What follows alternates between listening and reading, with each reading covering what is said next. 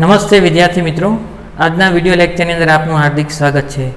આગળના વિડીયો લેક્ચરની અંદર આપણે ઘનતા અને કદના ઉપજાવેલા એકમનો અભ્યાસ કરેલો હતો।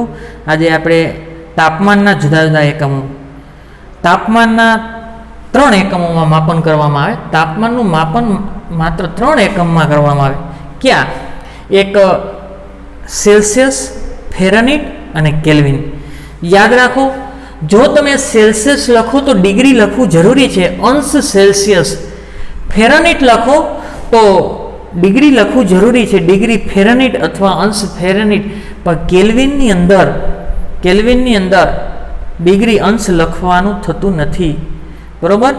સેલ્સિયસ અને ફેરનહીટની અંદર અંશ દર્શાવવામાં આવે છે, કેલ્વિન માપક્રમની અંદર અંશ દર્શાવવામાં આવતા નથી। 3 તાપમાનના માપન જ છે।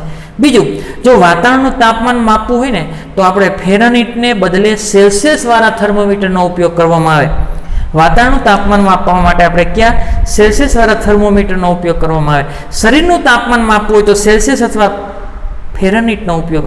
ડૉક્ટર છે એ નાનું થર્મોમીટર હોય ફેરનહીટ વાળું, શરીરનું તાવ આવ્યો હોય ત્યારે શરીરનું તાપમાન માપવા માટે આ જીભની નીચે મૂકીએ, એ ફેરનહીટમાં હોય। તો ફેરનહીટ છે એ શરીરનું તાપમાન માપવા માટે। અને આપણે રાસાયણિક પ્રક્રિયાની અંદર કોઈ પણ તાપમાન સેલ્સિયસમાં હોય તો એને ફરજિયાત કેલ્વિનમાં ફેરવવા જોશે, કારણ કે કેલ્વિન માપક્રમે એસઆઈ એકમ સ્વીકારાયેલો છે। કેલ્વિન માપક્રમે એસઆઈ એકમ સ્વીકારેલો છે, સેલ્સિયસ કે ફેરનહીટ એસઆઈ એકમ નથી।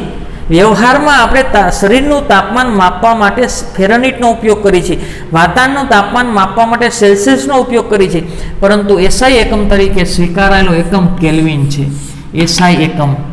આગળ અંકિત કરેલા આંક સેલ્સિયસ માપકમ હોય ને, સેલ્સિયસ વાળું થર્મોમીટર તો અંકિત કરેલું 0 થી 100 હોય। સેલ્સિયસ છે ઓછામાં ઓછું 0 ડિગ્રી સેલ્સિયસ બતાવે અને વધુમાં વધુ 100 ડિગ્રી સેલ્સિયસ બતાવે। 0 થી 100 ડિગ્રી સેલ્સિયસ અંકિત કરેલા હોય। આગળ ફેરનહીટ વાળું હોય તો 32 થી 212, 32 ડિગ્રી ફેરનહીટ અથવા અંશ ફેરનહીટ થી 212 ડિગ્રી ફેરનહીટ અથવા અંશ ફેરનહીટ આવું પૂછી શકે, એનો અંકિત કરેલો આંક અથવા રેન્જ કેટલી છે। કેલ્વિન હોય તો 273.15 થી 373.15। એમાં 0 થી શરૂઆત કરીને 100 સુધી સેલ્સિયસ વાળું માપી શકે। તો 0 છે ને એ પાણીનું ઠાર બિંદુ છે, 0 છે એ શું છે? પાણીનું ઠાર બિંદુ। ઠાર બિંદુ કોને કહેવાય? હવે જો આ પાણી છે, એમાં હું થર્મોમીટર રાખી દઉં, થર્મોમીટર એનું તાપમાન ઘટાડતો જાઉં એટલે 0 ડિગ્રી સેલ્સિયસ થશે ને ત્યારે એક પ્રવાહી પાણી છે એ ઘન બરફમાં રૂપાંતર થાય। શેમાં રૂપાંતર થાય? ઘન સ્વરૂપ ધારણ કરે, એને કહેવાય આપણે બરફ। 0 ડિગ્રી સેલ્સિયસ તાપમાને એને પાણીનું ઠાર બિંદુ કહેવાય, પાણી ઠરી જાય। ઉત્કલન બિંદુ ચેક કરવું હોય તો આ પ્રવાહી છે એને ગરમ કરી રાખો, જે તાપમાને પાણી ઉકળે એ તાપમાને પાણીનું ઉત્કલન બિંદુ કહેવાય। તો થર્મોમીટર કેટલો આંક બતાવશે? 100, કારણ કે પાણીનું ઉત્કલન બિંદુ કેટલું છે? 100 ડિગ્રી। તો ત્યારે 100 ડિગ્રી સેલ્સિયસ એ પાણીનું શું કહેવાય? ઉત્કલન બિંદુ। પાણીને ગરમ કરી રાખવાનું તો થર્મોમીટરનો આંક ઊંચે આવશે। અંદર મર્ક્યુરી ભરેલું હોય, અંદર શું ભરેલું હોય? મર્ક્યુરી, કારણ કે પ્રવાહી છે અને તાપમાનના ફેરફાર સાથે સેન્સિટિવ છે। સેજ પણ તાપમાનનો ફેરફાર થાય ને એટલે કદમાં વધારો થાય, કદમાં વધારો થાય એટલે ઊંચું આવે। કાપો ક્યાં આવે? ઊંચું। જે આપણે અંકિત કરે છે, અંક જે અંકિત કરી તાપમાન બતાવે। ફરીથી થર્મોમીટર, બધા થર્મોમીટરની અંદર મર્ક્યુરી ભરવામાં આવે।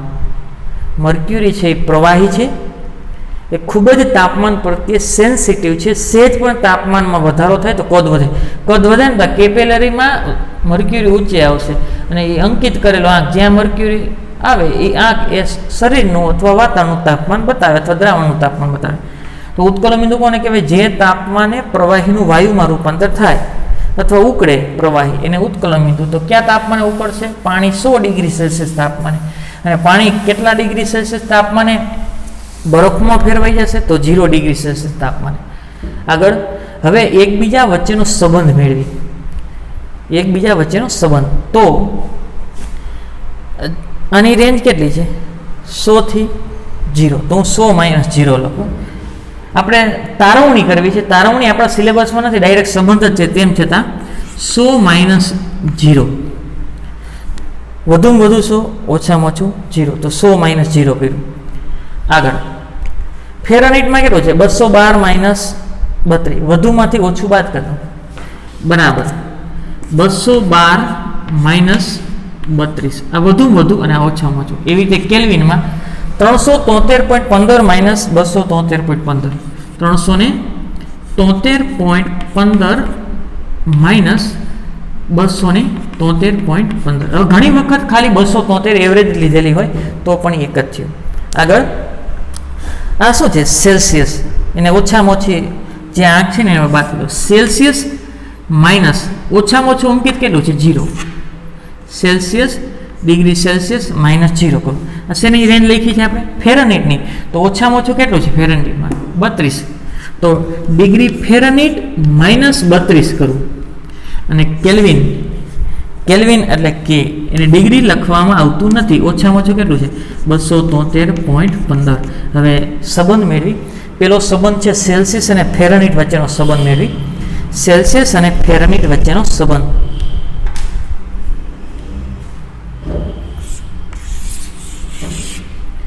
ડિગ્રી સેલ્સિયસ અને ડિગ્રી ફેરનહીટ વચ્ચેનો સંબંધ. ડિગ્રી સેલ્સિયસ અને ડિગ્રી ફેરનહીટ વચ્ચેનો સંબંધ, તો આ બંને લઈ લો. 100 માઇનસ 0 એટલે 100 થશે, છેદમાં ડિગ્રી સેલ્સિયસ માઇનસ 0 એટલે કે ડિગ્રી સેલ્સિયસ જ વધશે બરાબર 212 માઇનસ 32, 212 માઇનસ 32 એટલે 180 થશે, 180 અને છેદમાં શું ડિગ્રી ફેરનહીટ માઇનસ 32.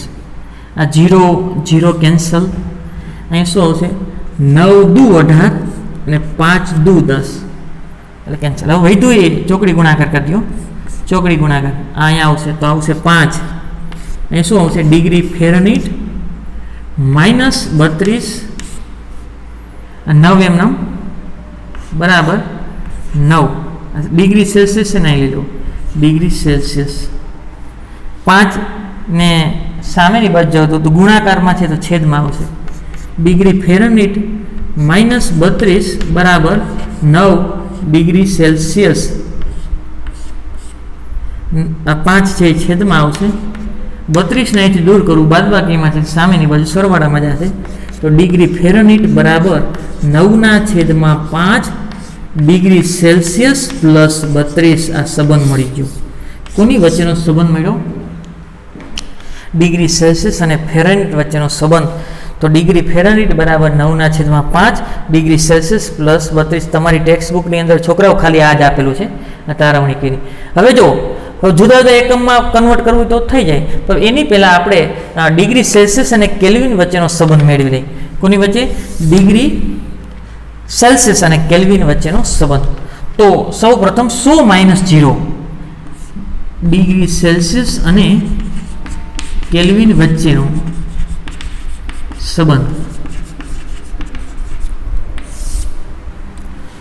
પેલા તો 100 માઇનસ 0 એટલે કેટલા થાય 100 છેદમાં ડિગ્રી સેલ્સિયસ બરાબર.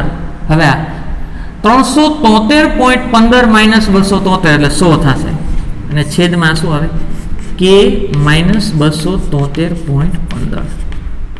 100 કેન્સલ, અને અહીં લઈ લો અને અહીં લઈ લો તો શું થાય કે માઇનસ 273.15 બરાબર ડિગ્રી સેલ્સિયસ. ધ્યાન રાખજો છોકરાઓ ખાસ, ચોકડી ગુણાકાર કર્યું છે કાંઈ કર્યું નથી. ચોકડી ગુણાકાર 100 કેન્સલ, આ અહીંયા એવું આ સામેની બાજુ ગયું અને આ બાજુ લઈ લઉં તો કે બરાબર શું થશે ડિગ્રી સેલ્સિયસ પ્લસ 273.15.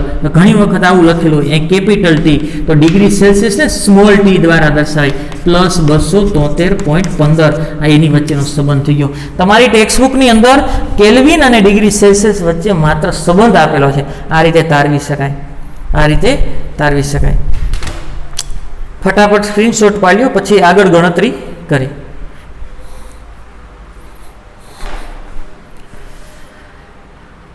બંને વચ્ચેના સંબંધ લખી નાખું. ડિગ્રી સેલ્સિયસ અને ફેરનહીટ વચ્ચેનો સંબંધ શું થશે? ડિગ્રી સેલ્સિયસ અને ફેરનહીટ, તો ફેરનહીટ બરાબર ડિગ્રી ફેરનહીટ બરાબર શું થાય? 9/5 ડિગ્રી સેલ્સિયસ પ્લસ 32 એનો સંબંધ થયો. આગળ બીજો સંબંધ ડિગ્રી સેલ્સિયસ અને કેલ્વિન વચ્ચેનો સંબંધ. તો કેલ્વિન બરાબર શું થાય? Degree Celsius plus 273.15. આ યાદ રાખજો ખાસ, તમારી ટેક્સ્ટબુકમાં છે, આપણા તારવણી પણ કરી. હવે તમને એમ કે સેલ્સિયસને કેલ્વિનમાં ફેરવો અને કેલ્વિનને ફેરનહીટમાં ફેરવો તો આવડે. હવે એટલું યાદ રાખજો, હવે આ જે ઓછામાં ઓછું તાપમાન છે ને 0 ડિગ્રી સેલ્સિયસ, એ પાણીનું ઠાર બિંદુ છે. ઠાર બિંદુ કોને કહેવાય? જે તાપમાને પાણી ઠરી જતું હોય, બરફમાં રૂપાંતર થતું હોય. તો સેલ્સિયસ વાળું થર્મોમીટર કેટલું બતાવશે? 0. અને ફેરનહીટ વાળું કેટલું બતાવે? 32 ડિગ્રી બતાવે. અને કેલ્વિન વાળું કેટલું બતાવશે? 273.15. તો તમને ઘણી વખત આપ્યું કે 0 ડિગ્રી સેલ્સિયસના કેલ્વિન કેટલા થાય? તો એટલા થવા જોઈએ છોકરાઓ. અહીંયા ચેક કરી, અહીં હું 0 મૂકી દઉં, 0 મૂકી દઉં તો કેલ્વિનમાં કેટલું થાય? 273.15 થયું. હવે ફેરનહીટમાં 32 થવા જોઈએ. ફેરનહીટની અંદર કેટલા થવા જોઈએ? 32. તો 0 ડિગ્રી સેલ્સિયસ, તો અહીંયા 0 મૂકી દઉં, સેલ્સિયસની જગ્યાએ હું 0 મૂકું તો આ બધું કેવું થઈ જાય? 0. તો 0 પ્લસ 32 એટલે કેટલા થઈ ગયા? 32. બીજું, ઓરડાનું તાપમાન કેટલું સ્વીકારેલું છે? ઓરડાનું તાપમાન કેટલું સ્વીકારે? તો ઓરડાનું તાપમાન 25 ડિગ્રી સેલ્સિયસ છે. કેટલું છે? 25. તો કેલ્વિનમાં 298.15 થવા જોઈએ. તો ચેક કરી, ડિગ્રી સેલ્સિયસ કેટલું છે કેલ્વિનમાં માટે? 25 ડિગ્રી સેલ્સિયસ એટલે કોનું તાપમાન છે છોકરાઓ? ઓરડાનું. 25 પ્લસ 273.15, 273 માં 25 ઉમેરવું એટલે 298.15 કેલ્વિન થાય. આ થઈ ગયું. તો ફેરનહીટમાં 77 આવવું છે. ઓરડાનું તાપમાન ફેરનહીટમાં કેટલું આવવું જોઈએ? 77. તો અહીંયા જાઓ, ડિગ્રી ફેરનહીટ બરાબર 9/5. કેટલા ડિગ્રી સેલ્સિયસ ઓરડાનું તાપમાન છે? 25. તો ફેરનહીટમાં કેટલું થાય એવું તમને પૂછે કે 25 ડિગ્રી સેલ્સિયસ તાપમાન હોય ને ફેરનહીટમાં કેટલું થાય? પ્લસ 32. તો આ રીતે 25, 5, 9, 5, 45, 45 પ્લસ 32 એટલે 7 અને 7 ડિગ્રી ફેરનહીટ એટલું થાય 77. આગળ આપણા શરીરનું તાપમાન સેલ્સિયસની અંદર 37 ડિગ્રી હોય. બાકીના તમારા હોમવર્કમાં સેલ્સિયસની અંદર કેટલું હોય? 37. તો તમને એમ કે તમારું ફેરનહીટ વાળું કેટલું માપન કરે? તે કેટલું માપન કરશે? સેલ્સિયસ વાળું થર્મોમીટર શરીરનું તાપમાન છે એ 37 ડિગ્રી સેલ્સિયસ માપે છે. તો ફેરનહીટ વાળું કેટલું માપશે? તો અહીંયા મૂકી દેવાનું. અહીં ખાલી શું કરવાનું? 37 મૂકવાના એટલે કેલ્વિનમાં આવશે. અહીં 37 મૂકો એટલે કેલ્વિનમાં આવે, અને અહીંયા 37 મૂકો એટલે શેમાં આવશે? ફેરનહીટમાં. અને પાણીનું ઉત્કલન બિંદુ સેલ્સિયસમાં. ઉત્કલન બિંદુ એટલે જે તાપમાને પ્રવાહીનું વાયુમાં રૂપાંતર થતું હોય અથવા પાણી ઉકળતું હોય એને પાણીનું ઉત્કલન બિંદુ કહેવાય. તો સેલ્સિયસ વાળું થર્મોમીટર 100 ડિગ્રી સેલ્સિયસ બતાવે છે. તો તમને પૂછે કે પાણીનું ઠાર બિંદુ ફેરનહીટમાં કેટલું થાય? ઉત્કલન બિંદુ ફેરનહીટમાં કેટલું થાય? તો તમને આ ખબર હોવી જોઈએ. સેલ્સિયસમાં પાણીનું ઉત્કલન બિંદુ સેલ્સિયસમાં કેટલું છે? 100. તો ફેરનહીટમાં જોતું હોય તો અહીં 100 મૂકી દેવાના. 900/5 પ્લસ 32 એટલે કેટલું આવશે? 212. આગળ એ રીતે તમને કેલ્વિનમાં પૂછે તો અહીં 100 મૂકી દેવાના. 100 પ્લસ 273.15 ઉમેરો એટલે 373.15. તો આ રીતે તમારે એક જ વસ્તુ યાદ રાખવાની છે, આ બંને વચ્ચેનો સંબંધ. અને ઠાર બિંદુ સેલ્સિયસ વાળું યાદ રાખવાનું છે, ફેરનહીટ વાળું યાદ રાખવાની જરૂર નથી, કન્વર્ટ કરી લેવાનું. 0 ડિગ્રી સેલ્સિયસ તાપમાન પાણીનું ઠાર બિંદુ, ઓરડાનું તાપમાન 25 ડિગ્રી સેલ્સિયસ, શરીરનું તાપમાન 37 ડિગ્રી સેલ્સિયસ અને પાણીનું ઉત્કલન બિંદુ 100 ડિગ્રી સેલ્સિયસ. ફરીથી તાપમાનના 3 પ્રકારે માપન કરી શકાય: ડિગ્રી સેલ્સિયસ, ડિગ્રી ફેરનહીટ અને કેલ્વિન. આ ત્રણમાંથી સ્વીકારેલો એકમ એસઆઈ છે એ કેલ્વિન છે. આની રેન્જ કેલ્વિન વાળાની રેન્જ 273.15 થી 373.15 સેલ્સિયસ. આ સિવાય નહીં આવી શકે વધારે તાપમાનનું માપન કરવા માટે. સેલ્સિયસ રેગ્યુલર વ્યવહારમાં વપરાય સેલ્સિયસ 0 થી 100 અને ફેરનહીટ 32 ડિગ્રી ફેરનહીટથી 212. તાવ માટે માપવા માટે આ વાતાવરણનું તાપમાન માપવું તો અને રસાયણ વિજ્ઞાનની અંદર એસઆઈ પદ્ધતિમાં હંમેશા તમારે કેલ્વિનમાં લેવા જોશે. જો સેલ્સિયસમાં હશે તો પણ શેમાં ફેરવવા જોશે? કેલ્વિનમાં ફેરવવા જોશે. યાદ રાખજો છોકરાઓ. ફટાફટ સ્ક્રીનશોટ પાડી. આગળનો ટોપિક છે વૈજ્ઞાનિક સંકેત પદ્ધતિ. શું કામે વૈજ્ઞાનિક સંકેત પદ્ધતિ અમલમાં આવી? તો વૈજ્ઞાનિકો જ્યારે પ્રયોગ કરતા હોય ત્યારે વધારેમાં વધારે ચોકસાઈ મળે એવા પ્રયત્ન કરતા હોય. વૈજ્ઞાનિકો જ્યારે પ્રયોગ કરતા હોય ત્યારે વધારેમાં વધારે ચોકસાઈ મળે એવા પ્રયત્ન કરતા હોય. દાખલા તરીકે એક પછી એને કોઈ મૂલ્ય મળતા હોય, 2 આંકડામાં મળતા હોય, 3 આંકડામાં મળતા હોય, 4 આંકડામાં, તો મહત્તમ જ્યાં સુધી આંકડામાં મૂલ્ય મળે ત્યાં સુધી પ્રયત્ન કરતા હોય. પણ એ આંકડા ગણતરી કરવા ખૂબ જ મુશ્કેલ હોય અને મુશ્કેલ હોવાને કારણે વૈજ્ઞાનિક સંકેત પદ્ધતિ ઉપયોગમાં આવી. દાખલા તરીકે કોઈ પદાર્થ છે, એની સંખ્યા મોટી છે, દળ ઓછું છે, સંખ્યા મોટી છે, અને એની ગણતરી કરવી હોય તો મુશ્કેલી સર્જાય. દાખલા તરીકે આ ચોકનો ટુકડો છે, આ ચોકનો ટુકડો સેજ અમથો જ છે, દળ ઓછું છે, તો એમાં પરમાણુની સંખ્યા ઘણી બધી છે, અબજોમાં સંખ્યા છે. આ ચોકનો ટુકડો છે, એનું દળ ઓછું છે, પણ તેમાં રહેલા પરમાણુઓની સંખ્યા ઘણી બધી છે, તો ગણવી મુશ્કેલી છે, ભૂલભૂલામણી જેવું છે. તેમાંથી મુશ્કેલીમાંથી માર્ગ કાઢવા માટે વૈજ્ઞાનિક સંકેત પદ્ધતિનો ઉપયોગ થાય છે. રસાયણ વિજ્ઞાનમાં મોટી સંખ્યા મોટી છે અને જેનું દળ ઓછું છે અને સંખ્યા મોટી છે, તેથી એની ગણતરી કરવી ખૂબ જ મુશ્કેલ છે.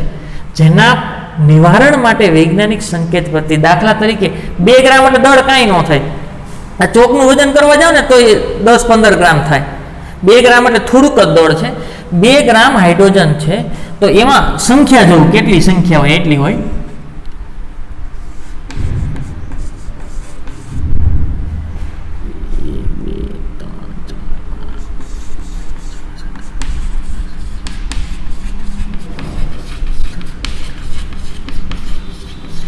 એટલી સંખ્યા હોય છોકરો.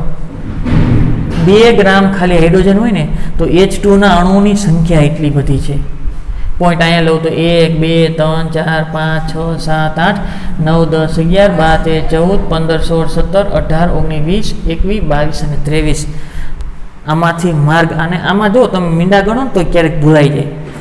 એમાંથી મુશ્કેલીમાંથી માર્ગ કાઢવા માટે વૈજ્ઞાનિક સંકેત પદ્ધતિ. દળ ઓછું છે, કેટલા ગ્રામ છે? 2 ગ્રામ છે, તેમ છતાં અણુઓની સંખ્યા બહુ મોટી છે. એમાંથી મુશ્કેલીમાંથી માર્ગ કાઢવા માટે વૈજ્ઞાનિક સંકેત પદ્ધતિનો ઉપયોગ થાય. અત્યારે પોઈન્ટ અહીંયા છે, અહીંયા પોઈન્ટ છે. હવે આગળ લઉં પોઈન્ટને તો સહેલાઈ બની જાય. એક અહીંયા 1 2 3 4 5 6 7 8 9 10 11 આ 12 આ 13 આ 15 આ 16 આ 17 આ 18 આ 19 આ 20 આ 21 આ 22 ને 23. અહીંયા પોઈન્ટ 23 આવે તો આને વૈજ્ઞાનિક સંકેત પદ્ધતિમાં લખવું ને છોકરાઓ તો આ રીતે લખાય 6.022 0 આ 22 અને કેટલા ઘાતે 10⁻23 ઘાત. આ વૈજ્ઞાનિક સંકેત પદ્ધતિમાં. હવે આમાં ભૂલ ન પડે કારણ કે ટૂંકું સ્વરૂપ થઈ ગયું. આ વૈજ્ઞાનિક સંકેત પદ્ધતિમાં આ રીતે લખી શકાય. બીજું છે હાઇડ્રોજન પરમાણુનું વજન. હાઇડ્રોજન પરમાણુનું વજન હું લખું છું આમાંથી, જોઈને કેટલું છે એટલું છે. હાઇડ્રોજન પરમાણુનું વજન 0.000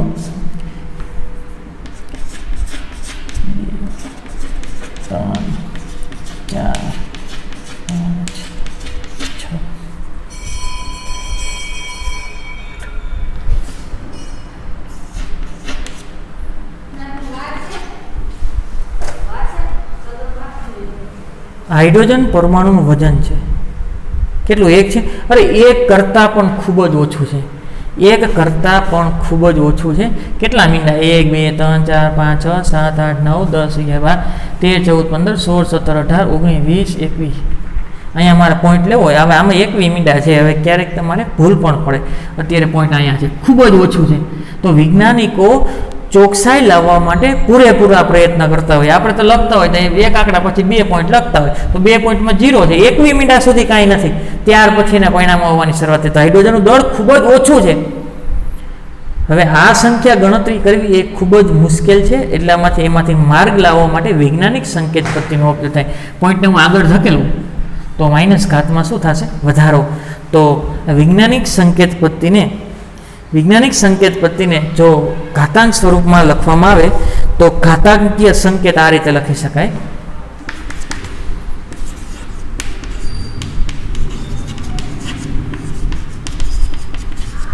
ઘાતાંકીય સંકેત n ગુણ્યા 10ની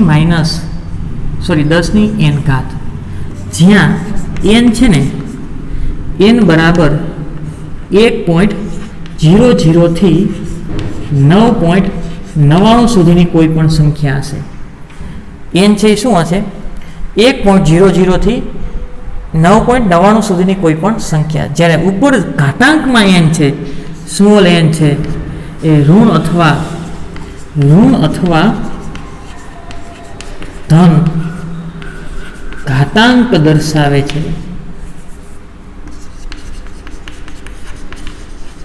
n શું બતાવે છે? સંખ્યા. પણ એક જ આંકડો લેવાનો છે.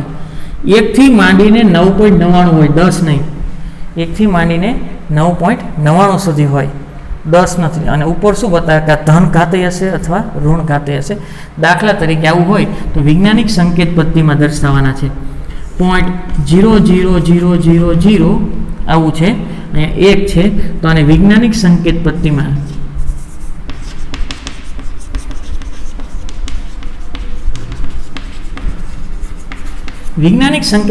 દર્શાવે તો કઈ રીતે દર્શાવી શકાય? અત્યારે પોઈન્ટ અહીંયા છે, એક આંકડા પછી પોઈન્ટ લેવો. અહીંયા લઉં 1, 2, 3, 4, 5 અને 6, તો આવું થાય 1.0 ગુણ્યા 10⁻6. પહેલા તો એક આ લખી લ્યો, રૂ જ વ. રૂ એટલે ઋણ ઘાત. રૂ એટલે શું થાય? ઋણ ઘાત. જ એટલે જમણી બાજુ. વ એટલે વધે, અંક વધે. જો ઋણ ઘાત હોય અને તમે જમણી બાજુ જતા હોય તો ઋણ ઘાત વધે. બીજું, ઋણ ઘાત જમણી બાજુ વધે. ઋણ ઘાત જમણી બાજુ વધે. અને બીજું છે ધજગ.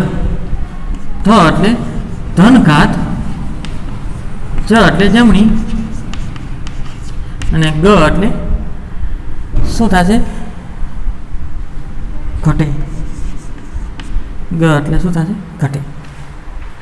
ધજગ આપણે કહીએ છીએ ને, ધજાગરો. ધજાગરો. ધ એટલે ધન ઘાત, જ એટલે જમણી બાજુ, અને ગ એટલે ઘટે. જો ધન ઘાત હોય અને તમે જમણી બાજુ જાઓ તો ઘાત શું થાય? ઘટે. એના ઉદાહરણ લઈ થોડાક વધારે.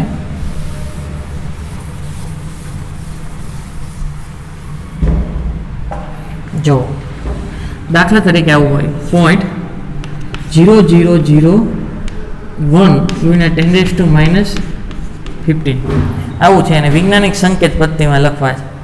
પહેલાં તો એ યાદ કરો કેવી ઘાત છે? ઋણ. તો ઋ જ વ ઋણ ઘાત છે અને જમણી બાજુ જવું છે. ઋણ ઘાત છે જમણી બાજુ જવું તો ઘાત શું થશે? વધશે. તો અત્યારે આ બાજુ જવું, પોઈન્ટ અહીંયા લેવો છે એક આંકડા પછી. અહીંથી અહીં લઉં તો 1, 2, 3 અને 4. તો પોઈન્ટ અહીંયા આવ્યો 1.0. ઋણ ઘાત વધે. જમણી બાજુ આવેલા તો વધશે. 15માં 4 વધશે. આ 1, આ 2, આ 3 અને 4. 1.0 અને 10⁻15માં 4 ઉમેરો તો કેટલા થાય? 19 ઘાત. આગળ ફરીથી બીજું ઉદાહરણ, 0.00054 ગુણ્યા 10⁻10.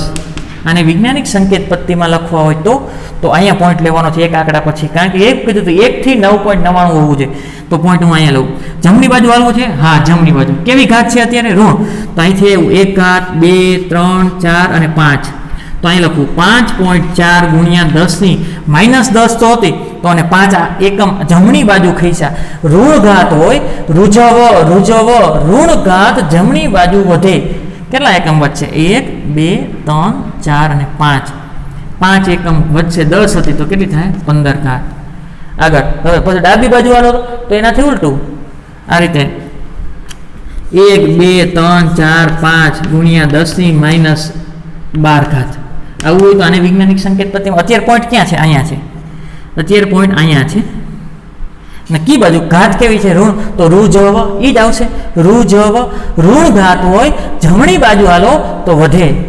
ઘાત વધે, અને ઋણ ઘાત હોય તો ડાબી બાજુ ઘટે. ઋણ ઘાત જ છે અને ડાબી બાજુ હાલવાનું છે તો ઘટે. અત્યારે પોઈન્ટ અહીંયા છે 1 2 3 અને 4, એક આંકડા પછી પોઈન્ટ, તો આવું થશે 1 પોઈન્ટ 2345 ગુણ્યા 2345 ગુણ્યા કેટલી ઘાત આવી? 1 2 3 અને 4. તમે ડાબી બાજુ આવેલા ઋણ ઘાત હતા, જમણી બાજુ વધે તો ડાબી બાજુ ઘટે. કેટલી ઘટશે? 1 2 3 અને 4, 4 ઘટશે તો 10⁻8 ઘાત થશે. કેટલી થશે? 10⁻8 ઘાત. બીજું ઉદાહરણ લઈ ધન ઘાત વાળું. દાખલા તરીકે આવું હોય 1.000234 10 ઘાત આવું છે. અને વૈજ્ઞાનિક સંકેત પદ્ધતિમાં લખવા છે. અને વૈજ્ઞાનિક સંકેત પદ્ધતિમાં લખવા છે કેટલી ઘાત? ધન ઘાત છે. ધજવ અથવા ધજાગરો. ધ એટલે ધન ઘાત, જ એટલે જમણી બાજુ, ગ એટલે ઘટે. યાદ રાખજો ખાસ, ફિઝિક્સમાં કામ આવશે, કેમેસ્ટ્રીમાં કામ આવશે, બધામાં પોઈન્ટ ફેરવવા માટે ખાસ ધ જ ગ. ધન ઘાત જમણી બાજુ, ગ એટલે ઘટે. ધન ઘાત જમણી બાજુ ઘટે. આ ધન ઘાત છે, પોઈન્ટને જમણી બાજુ ખસેડવો છે. 1 2 3 અને 4, તો અહીં શું આવશે? 2.345 4 એકમ, તો ધન ઘાત ઘટે. ધન ઘાત ઘટશે, 10માં ઘટે 4 એકમ એટલે કેટલા થાય? 6. બીજું ઉદાહરણ, આને વૈજ્ઞાનિક સંકેત પદ્ધતિ કહેવાય. આગળ આવું હોય તો 2 3 4 5 ગુણ્યા 10⁻15 ઘાત. 10⁻15 ઘાત. તમને એમ કે આ વૈજ્ઞાનિક સંકેત પદ્ધતિમાં લખો તો પહેલા ચેક કરો કેવી ઘાત છે? 15. તો રુજવ આવશે કે ધજગ? ધજગ. ધન ઘાત જમણી બાજુ ઘટે, તો આપણે જમણી બાજુ જવું નથી તો ડાબી બાજુ જવું છે, તો ધન ઘાત ડાબી બાજુ વધે. ઉલટું, જમણી બાજુ ઘટે છે તો ડાબી બાજુ શું થાય? વધે. અત્યારે પોઈન્ટ અહીંયા છે, આ 1 2 અને 3, એક આંકડા પછી પોઈન્ટ હોવો જોઈએ. 2.345 3 એકમ આગળ આવેલા. જમણી બાજુ ઘટે છે તો ડાબી બાજુ શું થાય? વધે. 15માં 3 એકમ વધશે એટલે કેટલા થશે? 18. આ હતી વૈજ્ઞાનિક સંકેત પદ્ધતિ. આ ખાસ યાદ રાખજો. રુજવ અને ધજગ. રુજવ અને ધજગ. રૂ એટલે ઋણ ઘાત જમણી બાજુ વધે. જો ઋણ ઘાત આપેલી હોય, જમણી બાજુ જાઓ તો વધે અને ડાબી બાજુ હાલો તો ઘટે. ધજગ ધજગ ધન ઘાત હોય, જમણી બાજુ ઘટે. ધન ઘાત, આ ધન ઘાત છે. જો તમે જમણી બાજુ હાલો, આ આખી બાજુ એલા ડાબી બાજુ, સોરી જમણી બાજુ એલા, તો ઘાત શું થઈ? ઘટી. અને એ જ ધન ઘાત જો તમે ડાબી બાજુ હાલો તો શું થાય? વધે. આ વધી. ફટાફટ સ્ક્રીનશોટ પાડી દો.